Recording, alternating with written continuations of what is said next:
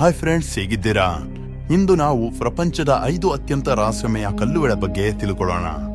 ಸ್ನೇಹಿತರೆ, ಜಗತ್ತಲ್ಲಿ ಎಂತೆಂಥ ಕಲ್ಲುಗಳಿವೆ ಅಂದ್ರೆ ಆ ಕಲ್ಲುಗಳ ರಹಸ್ಯಗಳನ್ನ ತಿಳ್ಕೊಳ್ಳೋಕೆ ವಿಜ್ಞಾನಿಗಳು ತಮ್ಮೆಲ್ಲಾ ಬುದ್ಧಿಶಕ್ತಿನ ಯೂಸ್ ಮಾಡಿದ್ರು ಅದರ ಬಗ್ಗೆ, ಅದರ ಹಿಂದಿನ ರಹಸ್ಯಗಳ ಬಗ್ಗೆ ತಿಳ್ಕೊಳ್ಳೋಕೆ ಸಾಧ್ಯವೇ ಆಗಿಲ್ಲ. ಅಂತಹ ಕಲ್ಲುಗಳಲ್ಲಿ 5 ಪ್ರಮುಖ ಕಲ್ಲುಗಳ ಬಗ್ಗೆ ನಾವು ಈ ವಿಡಿಯೋದಲ್ಲಿ ತಿಳ್ಕೊಳ್ಳೋಣ. ಬನ್ನಿ. ನಂಬರ್ 1, ಅಲ್ ನಸ್ಲಾ ರಾಕ್, ಸೌದಿ ಅರೇಬಿಯಾ. ಲೇಸರ್ನಿಂದ ಒಂದೇ ಏಟಿನಲ್ಲಿ ಕಟ್ ಮಾಡಿದಂತೆ ಮಧ್ಯದಿಂದ ಹೀಗೆ ಕಟ್ ಆಗಿರುವ ಬಂಡೆಯನ್ನ ನೀವು ಎಂದಾದರೂ ನೋಡಿದ್ದೀರಾ? ಸೌದಿ ಅರೇಬಿಯಾದ ಮರುಭೂಮಿಯಲ್ಲಿ ಅಲ್ ನಸ್ಲಾ ರಾಕ್ ಎಂಬ ಮಿಸ್ಟೀರಿಯಸ್ ಕಲ್ಲು ಇದೆ. ಇದು ಸಾಮಾನ್ಯ ಕಲ್ಲಲ್ಲ, ಬದಲಿಗೆ 2 ತುಂಡುಗಳಾಗಿ ಡಿವೈಡ್ ಆಗಿರುವ ಒಂದು ದೊಡ್ಡ ಬಂಡೆಯಾಗಿದೆ. ಅದು ಇಂದಿಗೂ ತನ್ನ ಸಣ್ಣ ಪಾದಗಳ ಮೇಲೆ ನಿಂತಿದೆ. ಮತ್ತೆ ಅತ್ಯಂತ ಆಶ್ಚರ್ಯಕರ ವಿಷಯವೆಂದರೆ 2 ತುಂಡುಗಳು ಒಂದು ನಿಖರವಾದ ನೇರ ರೇಖೆಯಲ್ಲಿ ಒಂದಕ್ಕೊಂದು ಪ್ರತ್ಯೇಕವಾಗಿದೆ. ಅಂದ್ರೆ ಯಾರೋ ಲೇಸರ್ನಿಂದ ಕಟ್ ಮಾಡಿರೋ ಹಾಗೆ ನಿಂತಿದೆ. ಈ ಬಂಡೆಯು ತೈಮ OSS ಬಳಿ ಇದೆ. ಈ ಕಲ್ಲಿನ ಸೀಳಿಕೆ ಮತ್ತು ಇಷ್ಟು ಅಕ್ಯುರೇಟ್ ಆಗಿರುವ ಕಟ್ಟು ಇಂದಿಗೂ ವಿಜ್ಞಾನಿಗಳಿಗೆ ಒಂದು ಒಗಟಾಗಿದೆ. ಸುಮಾರು 6 ಮೀಟರ್ ಎತ್ತರ ಮತ್ತೆ 2 ಭಾಗಗಳಾಗಿ ಡಿವೈಡ್ ಆಗಿರುವ ಈ ಕಲ್ಲನ್ನ ನೋಡಿದ್ರೆ ಎಂಥವರಿಗೂ ಆಶ್ಚರ್ಯವಾಗುತ್ತೆ. ವಿಜ್ಞಾನಿಗಳು ಇದು ನ್ಯಾಚುರಲ್ ಆಗಿ ಬಿರುಕಾಗಿರ್ಬೋದು ಅಂತ ಹೇಳ್ತಾರೆ. ಕೆಲವರು ಇದು ಟೆಕ್ಟಾನಿಕ್ ಪ್ಲೇಟ್ನ ಚಲನೆಯ ಪರಿಣಾಮ ಅಂತ ನಂಬ್ತಾರೆ. ಮತ್ತೆ ಇನ್ನು ಕೆಲವರು ಇದನ್ನ ಹವಾಮಾನ ಮತ್ತು ಸವೆತದ ಪವಾಡ ಅಂತ ಹೇಳ್ತಾರೆ. ಆದ್ರೆ ನೀವು ಈ ಸೀರನ್ನ ಹತ್ತಿರದಿಂದ ನೋಡಿದಾಗ ಈ ಎಲ್ಲಾ ಸಿದ್ಧಾಂತಗಳು ತಪ್ಪು ಅನ್ಸುತ್ತೆ. ಇದನ್ನ ಯಾರೋ ಅತ್ಯಂತ ನಿಖರವಾದ ಯಂತ್ರದಿಂದ ಕತ್ತರಿಸದಂತೆ ನೇರ ಮತ್ತೆ ಏಕರೂಪದ ರೇಖೆಯಾಗಿದೆ. ಈ ಕಲ್ಲನ್ನ ಇನ್ನಷ್ಟು ಮಿಸ್ಟೀರಿಯಸ್ ಆಗಿಸುವ ವಿಷಯವೆಂದ್ರೆ ಇದರ ಮೇಲೆ ಇರುವ ಸಾವಿರಾರು ವರ್ಷಗಳಷ್ಟು ಹಳೆಯ ಪೆಟ್ರೋಗ್ಲಿಪ್ಗಳು, ಅಂದ್ರೆ ಗುಹೆ ಚಿತ್ರಗಳು. ಇದರ ಒಂಟೆಗಳು ಮತ್ತು ಸವಾರರ ಚಿತ್ರಗಳು ಇವೆ. ಇದರರ್ಥ ಈ ಕಲ್ಲು ಸಾವಿರಾರು ವರ್ಷಗಳಿಂದಲೂ ಇಲ್ಲೇ ಇದೆ ಮತ್ತು ಅಂದಿನಿಂದಲೂ ಇದೇ ಮಿಸ್ಟೀರಿಯಸ್ ರೂಪದಲ್ಲಿ ನಿಂತಿದೆ. ಕೆಲವರ ನಂಬಿಕೆಯ ಪ್ರಕಾರ ಇದು ಯಾವುದೇ ನೈಸರ್ಗಿಕ ರಚನೆಯಲ್ಲ. ಬಹುಶಃ ಬೇರೆ ಲೋಕದಿಂದ ಬಂದ ಜೀವಿಗಳು ಇದನ್ನ ಕತ್ತರಿಸಿರಬಹುದು.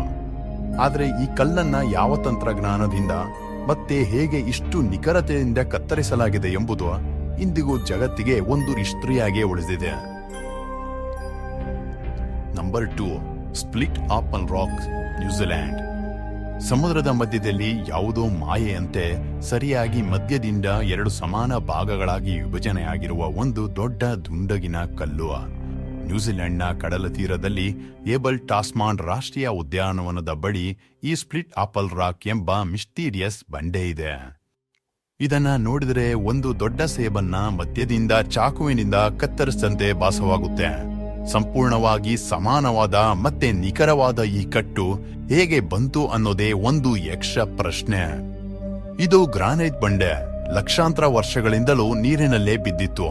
ಇದರ ಆಕಾರವನ್ನ ನೋಡಿದ ವಿಜ್ಞಾನಿಗಳ ಪ್ರಕಾರ ಇದು ಫ್ರೀಸ್ ದ ವೆದರಿಂಗ್ ಎಂಬ ಪ್ರಕ್ರಿಯೆಯಿಂದ ಒಡೆದಿರಬಹುದು. ಅಂದ್ರೆ ಬಿರುಕುಗಳಲ್ಲಿ ನೀರು ಹೋಗಿ ಎಪ್ಪುಗಟ್ಟಿದಾಗ ಬಂಡೆಯನ್ನ ಒಡೆಯುತ್ತೆ. ಆದ್ರೆ ಇಷ್ಟು ಏಕರೂಪದ ಬಿರುಕು, ಇಷ್ಟು ಪರಿಪೂರ್ಣ ಕಟ್ಟು, ಇದನ್ನ ಯೋಚಿಸಿದ್ರೂ ತಲೆ ತಿರುಗುತ್ತೆ. ಇದರ ಆಕಾರ ಮತ್ತೆ ರಚನೆ ಇದನ್ನ ಒಂದು ಫೋಟೋ ಸ್ಪಾಟ್ ಆಗಿ ಮಾಡಿದೆ. ಆದ್ರೆ ಇದರೊಂದಿಗೆ ಸಂಬಂಧಿಸಿದ ಮಾವೋರಿ ನಾಗರಿಕತೆಯ ಒಂದು ಹಳೆಯ ಕಥೆ ಇದೆ. ಈ ಬಂಡೆಯ ಬಗ್ಗೆ 2 ದೇವರುಗಳ ನಡುವೆ ಜಗಳವಾಗಿತ್ತು. ಮತ್ತೆ ಯಾವುದೇ ತೀರ್ಮಾನಕ್ಕೆ ಬರೆದಿದ್ದಾಗ ಅವರು ಈ ಬಂಡೆಯನ್ನ ಮಧ್ಯದಿಂದ 2 ತುಂಡುಗಳಾಗಿ ಮುರಿದರು ಅಂತ ಹೇಳ್ತಾರೆ. ಆದ್ರೆ ಇದು ನಿಜವಾಗಿಯೂ ನ್ಯಾಚುರಲ್ ಆಗಿ ಕಟ್ಟಾಗಿದೆಯಾ ಅಥವಾ ಇದರಲ್ಲಿ ಯಾವುದಾದರೂ mystery ಅಡಗಿದೆಯಾ?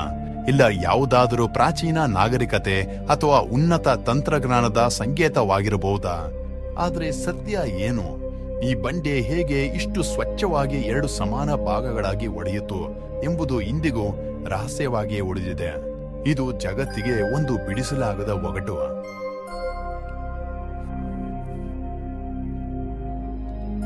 Number 3, Devil's Marbles, Australia. ಆಸ್ಟ್ರೇಲಿಯಾದ ಉತ್ತರ ಪ್ರದೇಶದಲ್ಲಿ ಹರಡಿರುವ ಒಂದು ಮಿಸ್ಟೀರಿಯಸ್ ಕಣಿವೆ ಇದೆ, ಡೆವಿಲ್ಸ್ ಮಾರ್ಬಲ್ಸ್. ಇಲ್ಲಿ ದೊಡ್ಡ ದುಂಡಗಿನ ಕಲ್ಲುಗಳು ಚೆಲ್ಲಾಪಿಲ್ಲಿಯಾಗಿ ಬಿದ್ದಿವೆ. ಅವುಗಳ ಗಾತ್ರ ಎಷ್ಟು ದೊಡ್ಡದಾಗಿದೆ ಅಂದ್ರೆ ಯಾವುದೋ ರಾಕ್ಷಸನ ಆಟದ ಕಲ್ಲುಗಳಂತೆ ಕಾಣುತ್ತೆ. ಕೆಲವು ಕಲ್ಲುಗಳು ಯಾರೋ ಕೊಡಲಿಯಿಂದ ಒಡೆದಂತೆ 2 ಪೀಸ್ ಆಗಿವೆ. ಆದ್ರೆ ಈ ಕಲ್ಲುಗಳ ವಿಶೇಷತೆ ಕೇವಲ ಅವುಗಳ ಗಾತ್ರವಲ್ಲ, ಬದಲಿಗೆ ಅವು ಹೇಗೆ ಕಟ್ಟಾದವೋ, ಹೇಗೆ ನಿಂತವೋ, ಮತ್ತೆ ಹೇಗೆ ಸಾವಿರಾರು ವರ್ಷಗಳಿಂದ ಬೀಳದೆ ಹೀಗೆ ಮಿಸ್ಟೀರಿಯಸ್ ಆಗಿ ನಿಂತಿವೆ ಎನ್ನುವುದೇ ಇವುಗಳ ನಿಜವಾದ ರಹಸ್ಯ. ಈ ದುಂಡಗಿನ ಬಂಡೆಗಳ ರಚನೆ ಗ್ರಾನೈಟ್ ಇಂದ ಆಗಿದೆ ಮತ್ತು ವಿಜ್ಞಾನಿಗಳ ಪ್ರಕಾರ ಲಕ್ಷಾಂತರ ವರ್ಷಗಳ ವಿಪರೀತ ಹವಾಮಾನದ ಪ್ರಕ್ರಿಯೆಯಿಂದ ಬಂಡೆ ಕಲ್ಲುಗಳು ಸವೆದು ಈ ರೀತಿ ರೂಪುಗೊಂಡಿದೆ. ಆದರೆ ಯೋಚಿಸಬೇಕಾದ ವಿಷಯ ಏನಂದ್ರೆ, ಇಷ್ಟು ನಿಖರವಾದ ಬಿರುಕುಗಳು, ಇಷ್ಟು ಸ್ಪಷ್ಟವಾದ ತುಂಡುಗಳು ಮತ್ತು ಇಷ್ಟು ಭಾರವಾದ ಕಲ್ಲುಗಳು ಯಾವುದೇ ಆಧಾರವಿಲ್ಲದೆ ಪರಸ್ಪರ ಹೇಗೆ ನಿಂತಿವೆ? ನಿಜವಾಗಿಯೂ ಇದನ್ನೆಲ್ಲ ಪ್ರಕೃತಿಯೇ ಮಾಡಿದೆಯೇ? ಆಶ್ಚರ್ಯಕರ ವಿಷಯವೇನೆಂದ್ರೆ, ಇಲ್ಲಿ ಕೆಲವು ಕಲ್ಲುಗಳು ಒಂದರ ಮೇಲೆ ಇನ್ನೊಂದು ಈ ರೀತಿ ನಿಖರವಾದ ರೀತಿಯಲ್ಲಿ ಇರಿಸಲ್ಪಟ್ಟಿದೆ. ಅದು ಯಾವಾಗ ಬೇಕಾದ್ರೂ ಬೀಳಬಹುದು ಅನ್ನೋ ಹಾಗೆ ನಿಂತಿವೆ. ಈ ಬಂಡೆ ಕಲ್ಲುಗಳು ಇಲ್ಲಿನ ಬುಡಕಟ್ಟು ಜನಾಂಗದವರಿಗೆ ಬಹಳ ಪವಿತ್ರವಾದವು. ಈ ಕಲ್ಲುಗಳು ತಮ್ಮ ದೇವರುಗಳ ಮೊಟ್ಟೆಗಳು, ಅವುಗಳಲ್ಲಿ ಒಂದು ದೈವಿಕ ಶಕ್ತಿ ಅಡಗಿದೆ ಅಂತ ನಂಬ್ತಾರೆ. ಅವರಿಗೆ ಇವು ಕೇವಲ ಕಲ್ಲುಗಳಲ್ಲ, ಈ ಬಂಡೆಗಳಲ್ಲಿ ಅವರು ತಮ್ಮ ದೇವರನ್ನ ಕಾಣ್ತಾರೆ. ಆದ್ರೆ ಇಂದಿಗೂ ಈ ಭಾರವಾದ ದುಂಡಗಿನ ಕಲ್ಲುಗಳು ಹೇಗೆ ರೂಪುಗೊಂಡವು, ಹೇಗೆ ಒಡೆದವು ಮತ್ತೆ ಹೇಗೆ ಬೀಳದೆ ಈ ರೀತಿ ನಿಂತಿವೆ ಎಂಬುದು ಜಗತ್ತಿಗೆ ಒಂದು ಬಿಡಿಸಲಾಗದ ರಹಸ್ಯವಾಗಿ ಉಳಿದಿದೆ. Number 4, fairy chimneys Cappadocia, Turkey. ಕಲ್ಲಿನಿಂದ ಮಾಡಿದ ಈ ಚಿಮಣಿಗಳು ಆಳವಾದ ಮರುಭೂಮಿ ಮತ್ತು ಪರ್ವತಗಳಲ್ಲಿ ನಿಂತಿವೆ. ಅವುಗಳ ಆಕಾರ ಮತ್ತು ಶೈಲಿ ಒಂದು ರಹಸ್ಯದಂತೆ ಕಾಣುತ್ತದೆ. ಈ ಚಿಮಣಿಗಳ ಆಕಾರ ಎಷ್ಟು ವಿಭಿನ್ನ ಮತ್ತು ವಿಚಿತ್ರವಾಗಿದೆ ಅಂದ್ರೆ, ನೀವು ಮೊದಲ ಬಾರಿ ನೋಡಿದಾಗ ಯಾರೋ ಇವುಗಳನ್ನು ನಿಖರತೆಯಿಂದ ಸಿದ್ಧಪಡಿಸಿದ್ದಾರೆ ಅಂತ ಅನ್ಕೊಂತೀರಾ. ಕೆಲವು ಚಿಮಣಿಗಳು ಮೇಲಕ್ಕೆ ಏರುವಂತೆ ಮತ್ತು ಕೆಲವು ಅವುಗಳ ಮೇಲೆ ಭಾರವಾದ ಕಲ್ಲುಗಳನ್ನ ಇರಿಸಿ ಯಾರೋ ಅವುಗಳನ್ನು ಕೈಗಳಿಂದ ಜೋಡಿಸಿದಂತೆ ಕಾಣುತ್ತೆ. ಫೇರಿ ಚಿಮನೀಸ್ಗಳ ರಚನೆಯು ಸಾವಿರಾರು ವರ್ಷಗಳ ಪ್ರಕೃತಿಯ ಕಠಿಣ ಪರಿಶ್ರಮದಿಂದ ಆಗಿದೆ. ನಿಜ ಹೇಳಬೇಕು ಅಂದ್ರೆ, ಲಕ್ಷಾಂತರ ವರ್ಷಗಳ ಹಿಂದೆ ಇಲ್ಲಿ ಜೀವಂತ ಜ್ವಾಲಾಮುಖಿಗಳು ಇದ್ದವು. ಅವುಗಳ ಸ್ಫೋಟದಿಂದ ಲಾವಾ ಮತ್ತು ಬೂದಿಯ ರಾಶಿಯು ಈ ಪ್ರದೇಶದ ಬಂಡೆಗಳನ್ನ ಆವರಿಸಿತು. ಕಾಲಾನಂತರದಲ್ಲಿ ಗಾಳಿ ಮತ್ತು ಮಳೆ ಈ ಮೃದು ಬಂಡೆಗಳಿಗೆ ಒಂದು ವಿಶೇಷ ರೀತಿಯಲ್ಲಿ ಆಕಾರ ನೀಡಿತು. ಅವುಗಳು ಈ ಚಿಮಣಿಗಳಾದವು.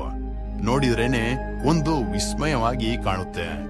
ಈ ಚಿಮಣಿಗಳಲ್ಲೇ ಅತ್ಯಂತ ಎತ್ತರವಾದ ಚಿಮಣಿ 40 ಮೀಟರ್ಗಳಷ್ಟು ಎತ್ತರವಿರಬಹುದು. ಇದು ಒಂದು ದೊಡ್ಡ ಬಿಲ್ಡಿಂಗ್ಗೆ ಸಮಾನವಾಗಿದೆ. ಈ ಬೃಹತ್ ಕಲ್ಲುಗಳ ಮೇಲೆ ಇರಿಸಲಾದ ಸಣ್ಣ ಮತ್ತು ದೊಡ್ಡ ಕಲ್ಲುಗಳು ಎಷ್ಟು ಅಕ್ಯುರೇಟ್ ಆಗಿ ಇದೆ ಅಂದ್ರೆ, ಇಂದಿಗೂ ಹವಾಮಾನ ಎಷ್ಟೇ ಕೆಟ್ಟದಾಗಿದ್ರೂ ಸಹ ಅವು ಕೆಳಗೆ ಬಿದ್ದಿಲ್ಲ. ಇಂದಿಗೂ ಈ ಚಿಮಣಿಗಳ ಆಕಾರವು ಹೇಗೆ ಇಷ್ಟು ನಿಖರತೆಯಿಂದ ಆಗಿದೆ ಮತ್ತು ಇವು ಇಷ್ಟು ವರ್ಷಗಳಿಂದ ಬೀಳದೆ ಹೇಗೆ ನಿಂತಿವೆ ಎಂಬುದೇ ಒಂದು ರಹಸ್ಯವಾಗಿ ಉಳಿದಿದೆ. ನಂಬರ್ 5, ಕೃಷ್ಣಾಸ್ ಬಟರ್ಬಾಲ್, ಭಾರತ. ಸ್ನೇಹಿತರೆ, ನಮ್ಮ ಭಾರತದಲ್ಲಿಯೂ ರಹಸ್ಯಮಯ ಸ್ಥಳಗಳಿಗೆ ಕೊರತೆ ಇಲ್ಲ ಮತ್ತು ಅಂತಹ ಒಂದು ಆಶ್ಚರ್ಯಕರ ಸ್ಥಳವೆಂದರೆ ತಮಿಳುನಾಡಿನ ಮಹಾಬಲಿಪುರಂ. ಅಲ್ಲಿ ಒಂದು ಕಲ್ಲು ಶತಮಾನಗಳಿಂದ ಗುರುತ್ವಾಕರ್ಷಣೆಗೆ ಸವಾಲಾಗುತ್ತಿದೆ. ಇದನ್ನು ಕೃಷ್ಣನ ಬೆಣ್ಣೆ ಚೆಂಡು ಎಂದು ಕರೆಯುತ್ತಾರೆ. ಹೌದು, ಈ ಹೆಸರನ್ನ ಕೇಳಿದ ಕೂಡಲೇ ಮನಸ್ಸಿನಲ್ಲಿ ಒಂದು ಕುತೂಹಲ ಮೂಡುತ್ತದೆ. ಈ ದೊಡ್ಡ ದುಂಡಗಿನ ಬಂಡೆಯು ಒಂದು ಸಣ್ಣ ಇಳಿಜಾರಿನ ಮೇಲೆ ಈ ರೀತಿ ನಿಂತಿದೆ. ಅದು ಈಗಲೇ ಜಾರಿ ಬೀಳುತ್ತೆ ಅಂತ ಅನ್ಸುತ್ತೆ. ಆದ್ರೆ ಇಲ್ಲ, ಇದು ಕಳೆದ ಸುಮಾರು 1200 ವರ್ಷಗಳಿಂದ ಹಾಗೆಯೇ ನಿಂತಿದೆ. ಇದರ ಆಕಾರ ಮತ್ತು ಸ್ಥಿತಿಯು ಎಷ್ಟು ವಿಚಿತ್ರವಾಗಿದೆ ಅಂದರೆ ನಂಬಲು ಕಷ್ಟವಾಗುತ್ತೆ. ಈ ಕಲ್ಲು ಸುಮಾರು 6 ಮೀಟರ್ ಎತ್ತರ ಮತ್ತು 5 ಮೀಟರ್ ಅಗಲವಾಗಿದೆ ಮತ್ತು ಇದರ ತೂಕ ಸುಮಾರು 250 ಟನ್ ಅಂತ ಹೇಳಲಾಗುತ್ತೆ. ಆದರೂ ಇದು ಒಂದು ಸಣ್ಣ ಆಧಾರದ ಮೇಲೆ ನಿಂತಿದೆ. ಯಾವುದೇ ಆಧಾರವಿಲ್ಲ, ಯಾವುದೇ ಬೆಂಬಲವಿಲ್ಲ.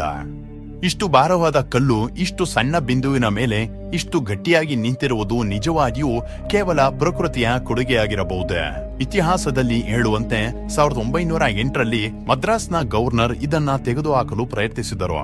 ಯಾಕಂದ್ರೆ ಇದು ಬಿದ್ದು ಯಾರಿಗಾದ್ರೂ ಹಾನಿ ಮಾಡಬಹುದು ಎಂಬ ಭಯ ಅವರಿಗಿತ್ತು. 7 ಆನೆಗಳನ್ನ ಬಳಸಿ ಇದನ್ನ ತೆಗೆದುಹಾಕಲು ಪ್ರಯತ್ನಿಸಲಾಯಿತು. ಆದ್ರೆ ಕಲ್ಲು ತನ್ನ ಜಾಗದಿಂದ ಒಂದಿಂಚೂ ಕದಲಿಲ್ಲ. ಆಶ್ಚರ್ಯಕರ ವಿಷಯವೇನೆಂದ್ರೆ, ಈ ಬಂಡೆಯು ಇಂದಿಗೂ ಒಂದು ಇಳಿಜಾರಿನ ಮೇಲೆ ಸಂಪೂರ್ಣವಾಗಿ ಸೂಕ್ಷ್ಮವಾಗಿ ಕಾಣುತ್ತದೆ. ಈಗಲೇ ಓಡಬಹುದು ಎಂದನಿಸುತ್ತೆ, ಆದ್ರೆ ಇಲ್ಲ, ಇದು ಕದಲುವುದಿಲ್ಲ. ಸ್ಥಳೀಯ ನಂಬಿಕೆಯ ಪ್ರಕಾರ ಭಗವಾನ್ ಕೃಷ್ಣನು ತನ್ನ ಬಾಲ್ಯದಲ್ಲಿ ಬೆಣ್ಣೆಯನ್ನ ಕದ್ದಿದ್ದನು ಮತ್ತು ಇದು ಅದೇ ಬೆಣ್ಣೆಯ ಒಂದು ತುಂಡು ಅದು ಆಕಾಶದಿಂದ ಬಿದ್ದು ಇಲ್ಲಿ ಗಟ್ಟಿಯಾಯಿತು. ಅದರಿಂದಲೇ ಇದಕ್ಕೆ ಕೃಷ್ಣನ ಬೆಣ್ಣೆ ಚೆಂಡು ಎಂದು ಹೆಸರು ಬಂದಿತ್ತು. ಆದ್ರೆ ಇಂದಿಗೂ ಈ ಬಂಡೆಯು ಈ ಸ್ಥಿತಿಯಲ್ಲಿ ಇಷ್ಟು ವರ್ಷಗಳಿಂದ ಹೇಗೆ ನಿಂತಿದೆ ಎಂಬುದು ರಹಸ್ಯವಾಗಿ ಉಳಿದಿದೆ. ಇದು ಇಂದಿಗೂ ಭಾರತದ ಅತ್ಯಂತ ರಹಸ್ಯಮಯ ಸ್ಥಳಗಳಲ್ಲಿ ಒಂದಾಗಿದೆ.